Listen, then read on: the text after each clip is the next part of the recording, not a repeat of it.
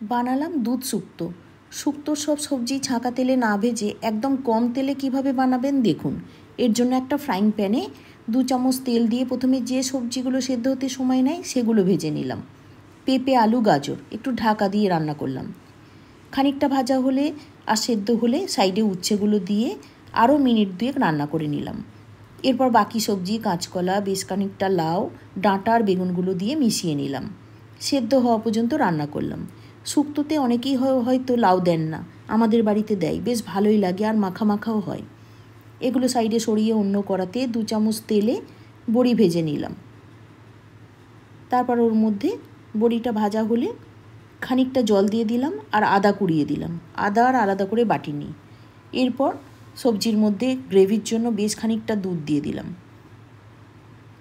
মিশিয়ে নিয়ে একটা তেজপাতা দিয়ে অন্যদিকে সরিয়ে মশলাটা বানিয়ে নিলাম। কড়াতে 1/2 চামচ 5 ফোড়ন, 1/2 চামচ মৌরি, রাঁধুনি আর 1 চামচ মতো কালো সাদা সর্ষে দিয়ে ভেজে গুঁড়িয়ে ছড়িয়ে দিলাম। স্বাদের জন্য চিনি আর 1/2 চামচ ঘি দিয়ে দিলাম। প্রথমে নুন দিতে ভুলে গেছিলাম, পরিমাণ মতো নুন দিয়ে মিশিয়ে নিলাম। তারপর ঘন করে নামিয়ে নিলেই রেডি। বানিয়ে জানাবেন কেমন লাগলো।